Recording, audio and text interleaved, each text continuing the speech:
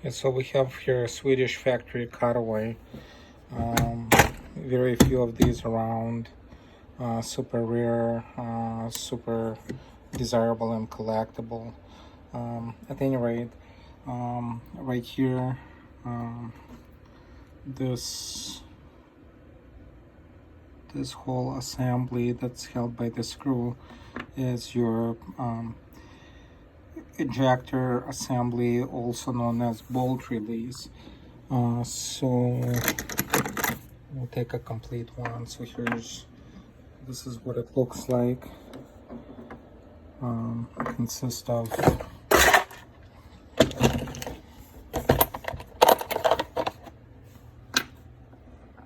basically the body,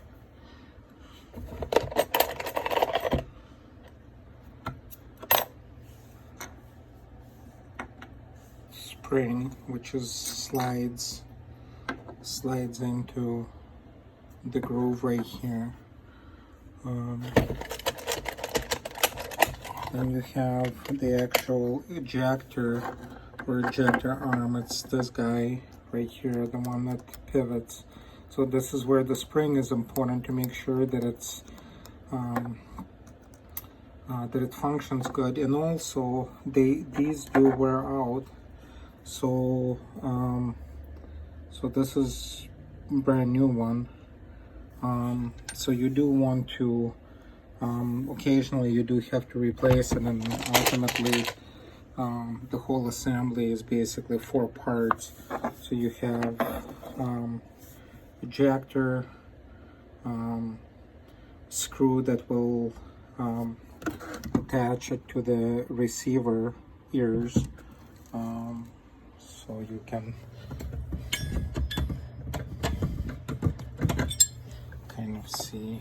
So these are the receiver ears that will attach to. This is a commercial Small Ring Mauser receiver, but so the body and the spring and or the cover.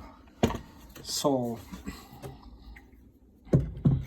when we so as far as another thing that does play part in everything, and sorry, I'm trying to hold on to my phone while doing it by myself. So let's remove the bolt. So you have bolt face right here. So the normal one is gonna be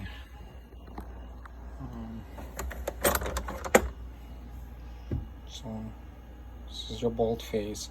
So if it worn out, if the bolt face is worn out excessively, it will basically will not allow good engagement of the extractor. So this is your extractor arm. So the extractors, this is how they come, and this is basically the military 10. So come 2 per 10. So this is brand new extractor. So these claws right here, so this is where your case rim basically is riding on, or it's grabbing on, do wear out, and so you do want to make sure that this is in good shape as well. So but at any rate, so yeah, so the bolt face, and you have extractor. I mean, there's gauges that you can measure the extractor protrusions. Let me see if it's in here.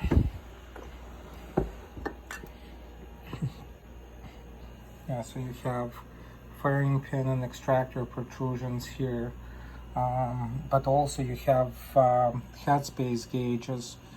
These are actual armor gauges that will tell you whether or not you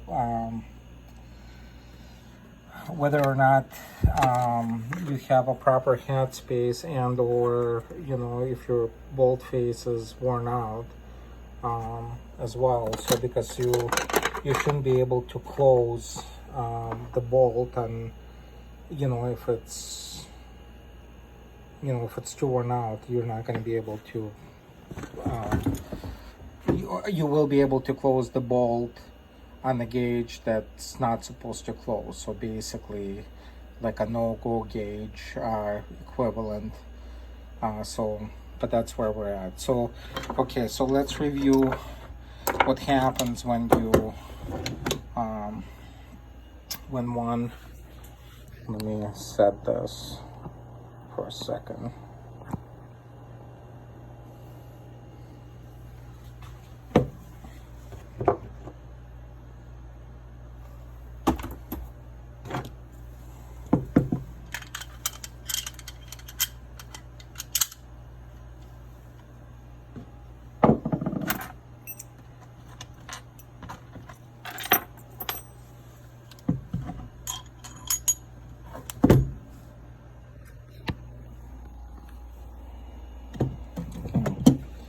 So here we're gonna close the bolt, and you will see that it will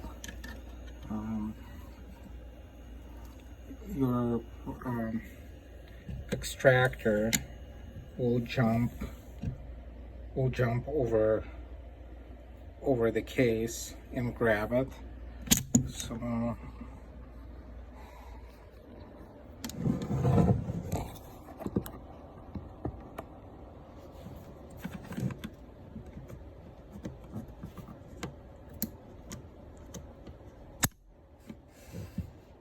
here it is. It grabbed it, so we have it now in battery, basically ready to fire. You see the spring is compressed, everything is ready to go. So once we eject it, you lift the bolt, so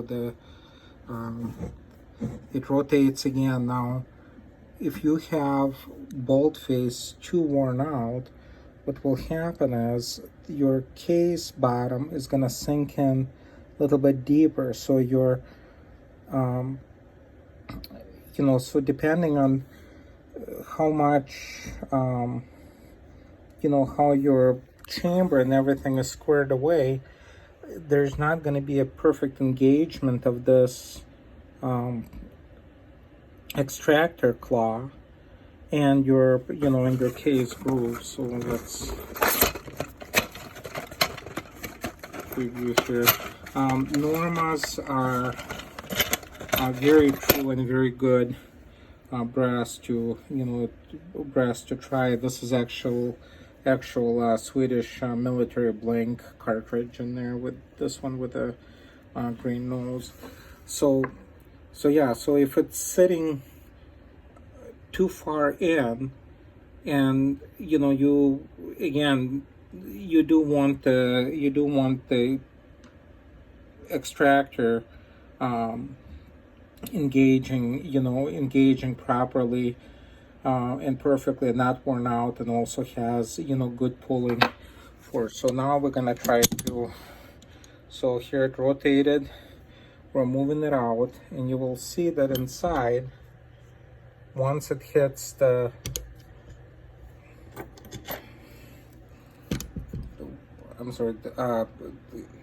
ejector arm, the ejector arm will, what it will do, it will simply catch the bottom of the case, and when it catches the bottom of the case, so right here, that snap, that's where it disengaged it from the opposite side of the tractor, and then the force basically whipped it out.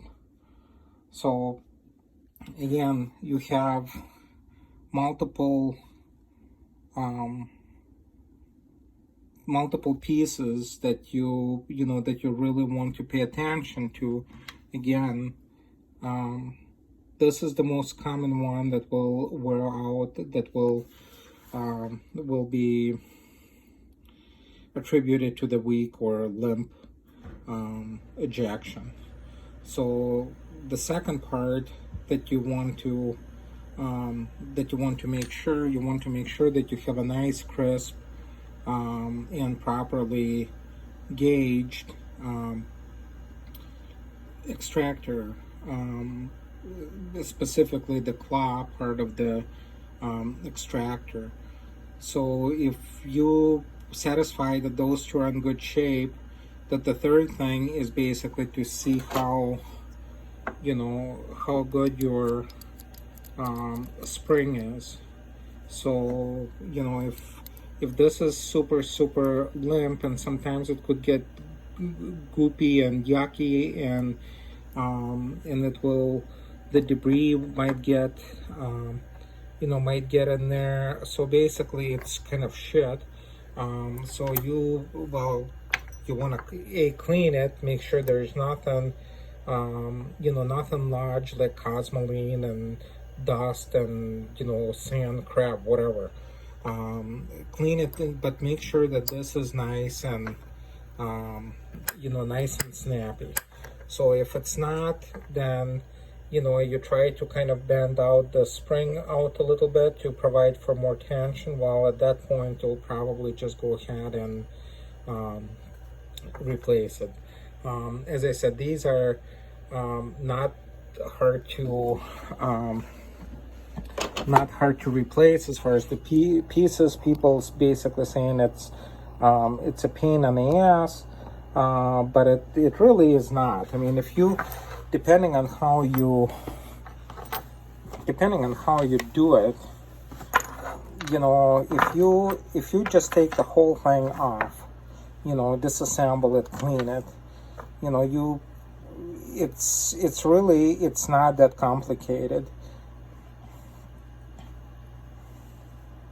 So you can just leave this hang. You don't have to put the screw in there right away. So just go ahead and slide your basically just slide your spring, so that way you can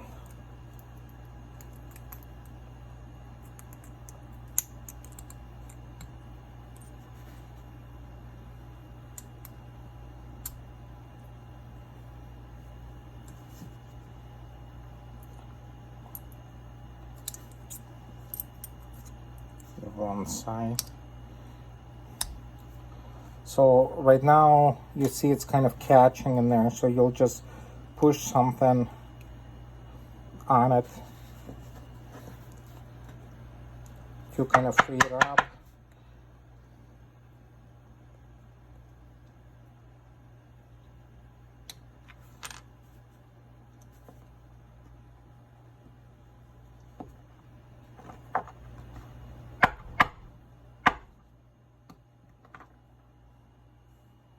So, of course, for the video, it's going to be a little bit of a pain on the ass, but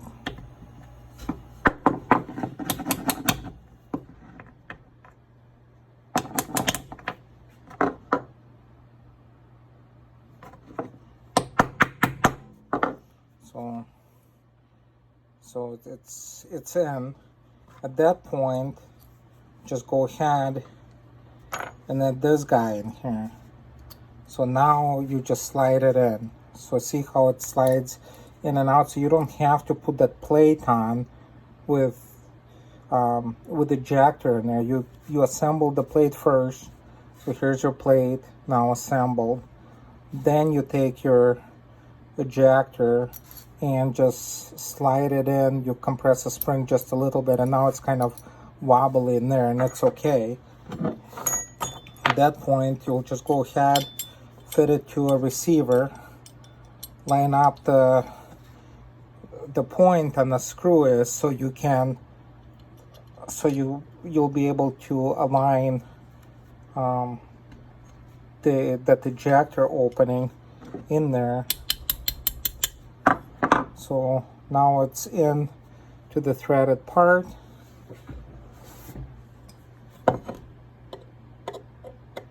of course, one size screwdriver.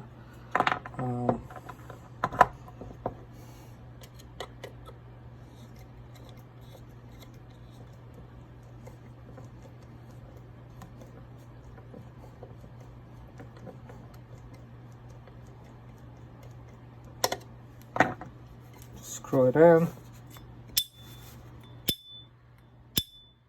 It's nice and snappy. And you can see inside of it, it's, you know, it's nice just to see how, like, without even a barrel, we can take a case and just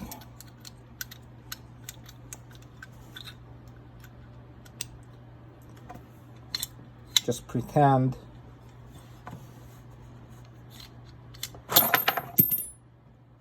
so.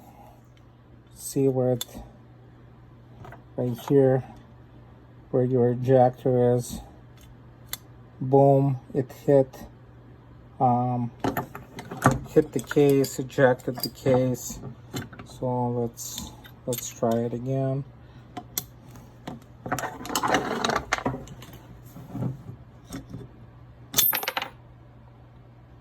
Nice. So you have,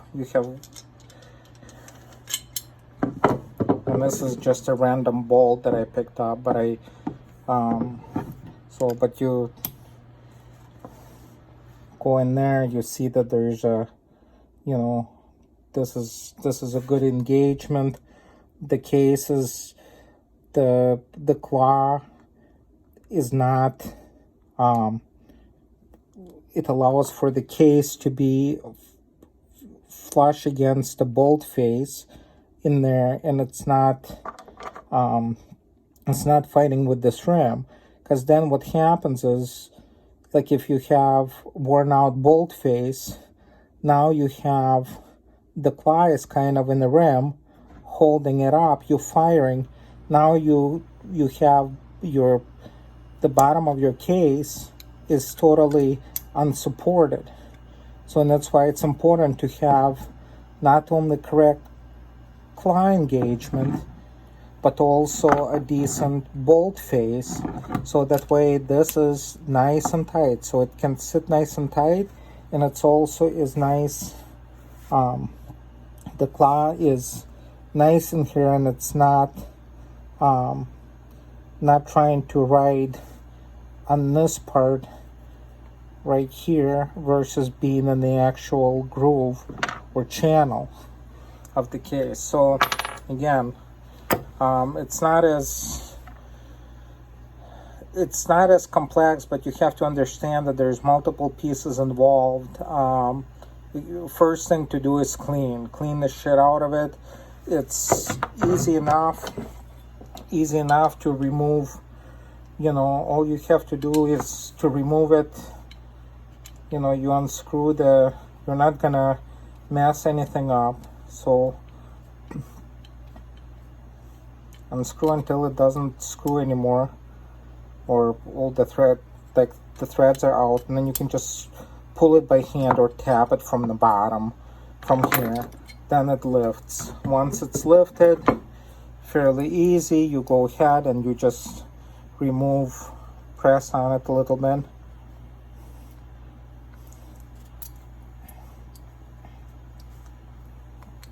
Slippery. And just remove your ejector. Now you have two pieces. You have the body and the spring, which is also this sliding cover. So to tap it out, so you don't mar it, you know, you get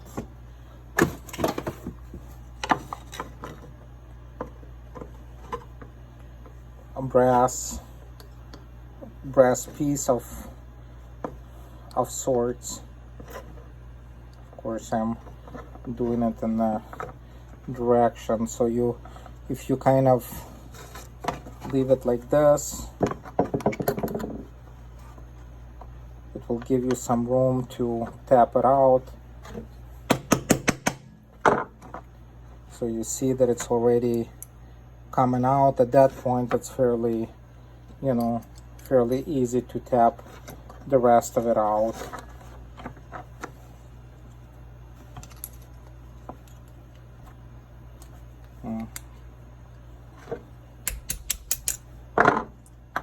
So here it is coming out. So now the spring kind of fell in.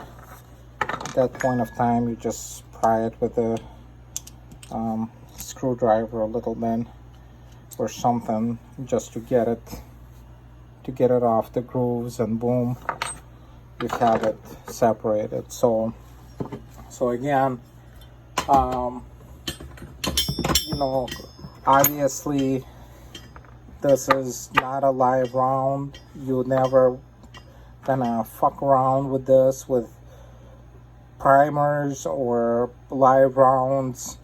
So I mean, as you see, I don't even have any live ammunition in my immediate vicinity. So yeah, so case either virgin. Again, Norman, Lapua are very, very good specs as far as the well, as far as everything when it comes to the Swedish, you know, Swedish military Mauser. So Norma or Lapua are really good ones to get when you're playing with it, or even if you you having issues and you're trying to troubleshoot. You know, don't get like PPU or Sailor and Ballot or whatever. Even Nosler is not as good. But yeah, like Norma and Lapua is the best. You'll spend a little bit more money. It will last you way longer. Will reload many more times, and it's true to spec out of the box. Doesn't need to be. You don't even need the case prep with those. They're so good. There's no deburring, no nothing. I mean, these suckers are good to go as far as the reloading. And as I said, as far as the parts, there's plenty of parts. There's several sellers on the eBay. 65X55 LLC. It's actually my wife, and I go under kaifs, which is KAIF as in Frank, S as in Sam, so it's kaifs. However, my wife is the one who kind of took over the parts, you know, the parts aspect of our operation, and there's a lot of, there's a lot of moving parts when it comes to these guys. I mean, you have all sorts of parts and moving pieces, and cocking pieces, follower springs, So, but we also do a fair amount of gunsmithing. So we have receivers, and we have barrels, and which are not necessarily for sale, but like small parts. If like 65X55 LLC does not have it listed, you can always kind of ask. And send her a message and see if she can hook you up. I mean, some parts we just don't have that many, so we so we don't sell. But some of the other ones we do have plenty, and we certainly try to make it available to collectors and guys who are trying to gunsmith or whatever. And yeah, don't feel free to kind of to ask questions and see if you have any kind of questions, to see what's going on. So we're always willing to kind of to help. So all right, later.